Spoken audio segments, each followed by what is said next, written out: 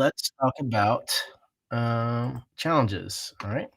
So, when we think about challenges, if you go to the STLP super sheet, uh, you scroll down to the 3A section. That's that brown section there. Um, and the live challenges. So it's like this is row 76, possibly is where it starts. Um, you got the live challenges and you've got robotics challenges there. Um, and uh, you've got rubrics for all of them. Some of them are K through 12, some of them are 6 through 12. Some of them are a team, which mean a team could be, 5, 10, 15 students, however big your team could be. And some of them are just 1 or 2 students per school. Okay. So let's talk about a few of these challenges. I didn't make a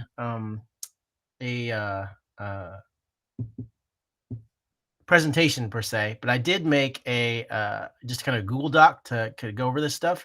So let's kind of look at the newscast challenge. All right. So when we think about the newscast challenge, if your school does a morning broadcast, this is a challenge for you. All right. Think about bringing those kids or a couple of those kids to talk about your morning newscast. So your school news team, they would just create a 60-second PSA on what it takes to make that morning broadcast. And so they would record that 60-second PSA, and then they would submit that to judges. And then they would also bring a presentation board display where they would just, again, explain to judges, much like you would do for the regional projects and the level 2 projects as well. So 60-second PSA that you submit to judges for newscast challenge, and a presentation board is what you would need for this. You're going to be interviewed by judges for the newscast challenge. So, because this is great if you've got a newscast at your school already going, which most schools do some form of newscast, and you may have some bleed over from your STLP kids into your newscast, and which is always good. The bench challenge is another K-12 competition. It's 2 students. You can have up to 2 students in this one, and these are for your kids that are kind of like, if I had a kid and I'm like, okay, Jimmy, go down the hall and take a look at Miss Jones' smart board and see if you can figure out what's wrong with it.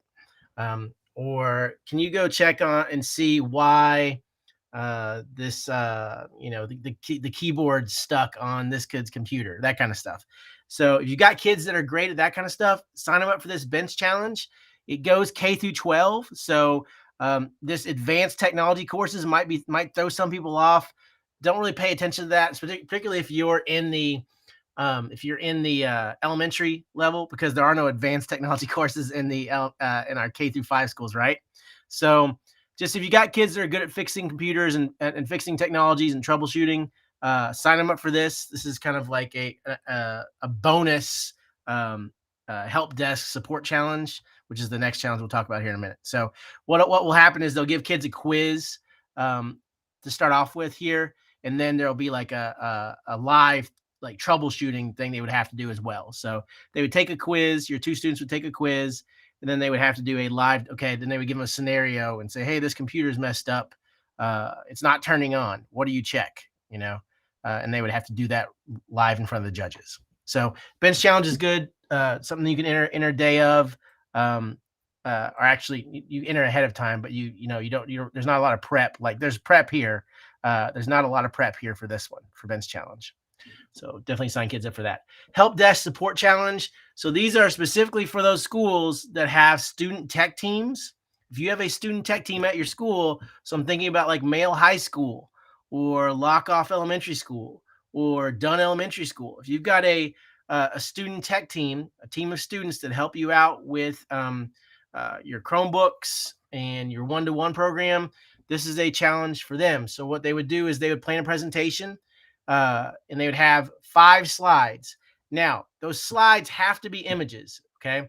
So what you want to do is you take 5 pictures of your kids out, like troubleshooting Chromebooks, for example. So you might have one picture of a kid and he's working on a student device, trying to get it on or whatever. And then like the next picture of him could be he's standing at a panel and he's like plugging in the panel.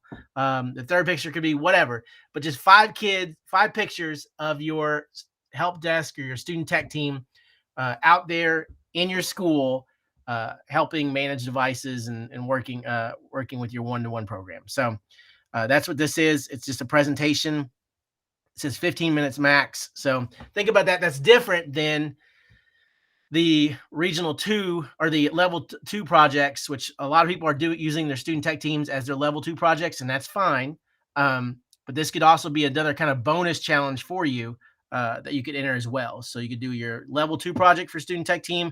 You could also do the help desk support challenge as well, and present again. So you really get to present twice, the same project twice, which is awesome for this challenge, and that is a team. So, Russell, would they just be explaining those pictures? Yes, exactly. So they would be explaining those 5 images, what's going on, and they could also use it to go, hey, this is, a picture of our team working on a third grader's device or a middle schooler's device. And, did you know that we fixed, we troubleshooted over 140 devices this year? Or you could have a picture of them going to working in a teacher's room on their smart panel, and you could say, yeah, well, this is us working in on Miss Jones' room on our smart panel. And did you know that we provided training every Monday morning for our teachers on smart, that kind of thing. So yeah, you talk about the pictures, but you kind of use those pictures as jumping off points. Does that make sense? Yes, thank you. Okay, awesome. All right. And so that's a team challenge again. So if you've got a student tech team, this is your challenge right here. And also, this is your challenge right here, Ben's challenge. So that's really 2 challenges you can enter there. Game design. So this is one that is just really, really cool. But we hardly have any JCBS schools ever enter this for some reason. And the thing about it is, it does not have to be a technology game. So we think about creating games. Maybe think about Bloxels. If you got kids creating with Bloxels, that's a great thing. If you've got kids creating with Scratch or Scratch Junior, I've seen kids enter that kind of stuff. But also, it doesn't have to be technology based. It can be something like if your kids have created like their own role playing game using cards, or maybe they've created their own cards. It just has to have characters, a setting, a plot. All the different elements of game design. And there's a rubric again right on here that talks about all this game design challenge, where basically it talks about what a game has to have. And if your kids have that and they can explain it, then you can enter the game design challenge. So it does not have to be a technology based thing. A lot of people think, man, I've got to come with this game that's like ready to play, and it's like one player scrolling game, that kind of stuff. No, this can be any kind of game that your kids have created, whether it's a paper based or technology based game. This is a really cool challenge, but it's only 6 through 12. I will say that, and you can have as many students working on it as you would like. Tech Bowl. Tech Bowl is a really cool, a really easy challenge. Honestly, this is the one I tell every school if you're going to state, enter this challenge. Okay, this is my one big ask of you. Okay, if you're going to state, enter this challenge with 2 students. You got 2 students you can send to this, and all it is just essentially a giant Kahoot. So you've got your kids are playing against other kids from out against the state, and it's a fastest finger thing where there may be questions that pop up on the screen of stuff like parts of a computer, for example. This is the part of the computer that displays information, and the answer would be or displays video and text, and the answer would be a monitor. Okay, and so they would just click on the answer and go from there, right? So this is the like a giant Kahoot, super easy to do and enter, low barrier of entry here. So this is the one right here for you. If you're like, I don't know, these sound like for me, this one is for you. Podcasting. This is another one where it's like the newscast challenge and like the help desk / support challenge, where it's likely you've been doing this all year. If you're entering this challenge, it's something you've been doing all year. I know Bowen does a podcast, and they entered last year. I think they actually won first or second in elementary for that last year. I'm not sure. But yeah, you'd have to have multiple episodes, and those can be on YouTube or Spotify or wherever that you want to upload those to. And you've got to have an RSS feed to be subscribable. So if it's on YouTube, fine. Hey, Russ, I have a question. So that podcast, is there like a time limit of how long they have to be? I don't believe so. Again, it would be in the rubric if it is, but I don't think there's actually, I don't think it says in the rubric of like it has to be 50 minutes long or more than 5 minutes long, that kind of stuff. Because most of the ones, I think Bowen's were only about 5 minutes long, if that. And it was usually just a teacher interview, a little skit, and like a comedy thing, something the kids thought was funny, and then like a current event thing at their school. That's the kind of stuff. And I did the same thing at Chenoweth many years back. It was a Chenoweth podcast with the exact same format. So okay, thank you. Yep, no problem. And you got to have at least 3 episodes on that. Let me get back to the challenges. Here we go. Yeah, so that's podcasting. All right. So those don't, and then there's a Q&A with judges. So you would essentially send them your podcast link, and they would watch an episode ahead of time. The judges would, and then they would interview your kids about the podcast. And what they really want to know is who's putting the podcast together. Is it more of a student thing, or is it more of a teacher thing? Honestly, that's why that's bolded. I have one more question about that. Yeah, like you say, like watch it. Like, so does it have to but a podcast, it would just be audio, right? I misspoke on that. So it's okay. Sorry, you said YouTube, so I was like thinking. I'm like, okay, wait. Yeah. Well, it can be an audio or a video thing. I mean, when you think about podcasts, like some of them have video that you can watch as well. So it can be audio or video. But yeah, and even if it is just an audio one, you can still upload to YouTube and just kind of have like an Alex Kennedy podcast, just a placeholder card while the audio is playing. So they'll either watch or listen, either one.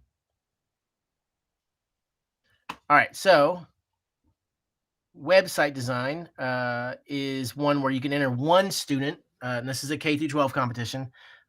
Students are given a prompt and a time limit to design a website. So what generally happens is they'll ask them, say like, okay, your job is to come up with a website for Danny's Pet Store. All right, and so all the students would work to create a website for Danny's Pet Store, and the one that looks the best at the end would win the competition. So, and they do this in Google Sites, and so students would then create in Google Sites, and the one that looks best with the fonts, the colors, the layouts, all that kind of stuff, design elements, would be the winner. I think they have like an hour or 2 to create it. Coding is a 6 through 12 competition, coding challenge, and it's 2 students you can enter in that, and they're given a coding prompt, and again, it's another time competition. All right, so let's go. These are the ones I listed and highlighted. Let's look at the other ones I did not necessarily highlight. The Cinemania Challenge is one where, if you're familiar with the 48-hour film festival, it's very similar to that.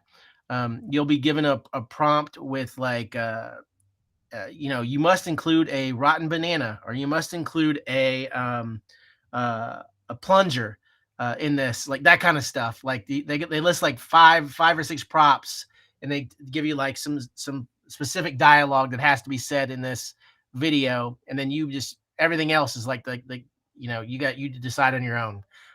Field used to win this competition every year. I don't think they've entered the past couple of years, but like Field would like kill this competition every year. 48-hour film festival type thing. Again, specific prompts, specific props, dialogue, all in there. So if your kids like that, that kind of stuff, or making videos, then this one might be for you. This is not done live. It's one of those things where they will send you all the stuff that you need to have in your video like a week, or I think it's like a week before the state competition, and then you have to submit it within a day or 2 of the event. So you have like 3 or 4 days to finish this and submit it. The UK Minds on Innovation, I don't really have much information about that. There is a rubric for it. I think this one's a newer competition, something about engineering. So if you're a STEM or STEAM teacher, excellent. That might be a really good one for you. Let's see what else. The robot challenges.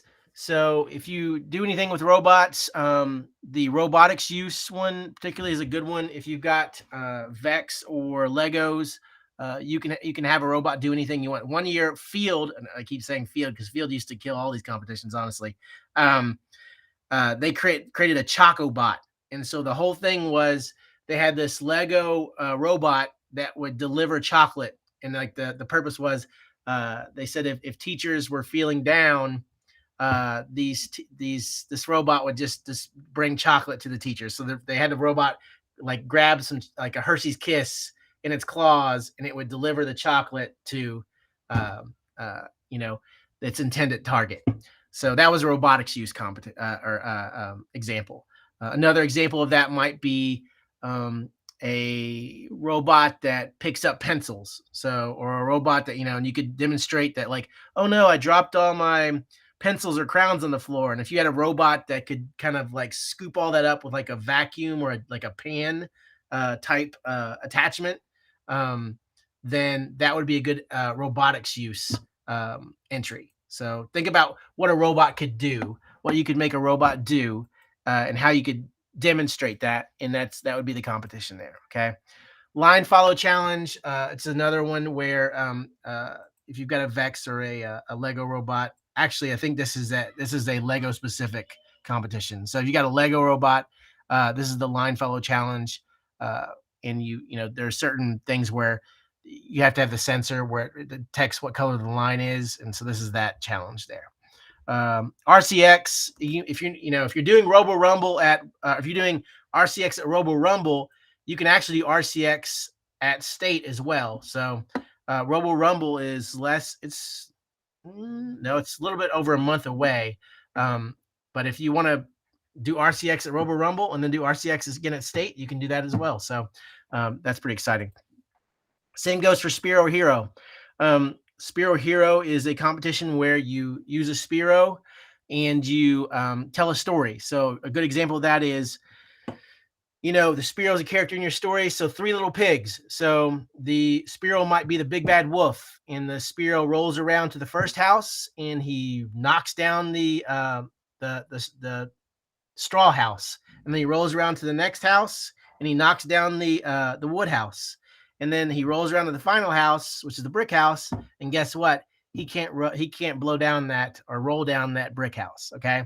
So just retelling a story, and it can be a classic story like that, or it can be a story of your own invention with Spiro Hero is that competition. And what's cool is it's kind of a dramatic, you also have to have a kid like telling the story as the Spiro is going. So the kid would have to be, this is for your kids that are really dramatic. They like telling the story and kind of getting into it. So it's a really interesting competition.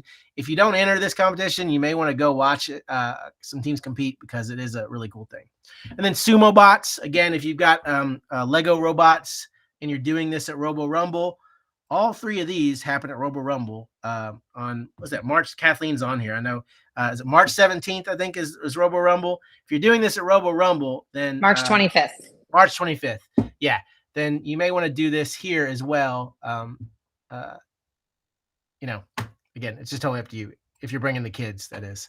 And those are the challenges. Any questions about any of the challenges?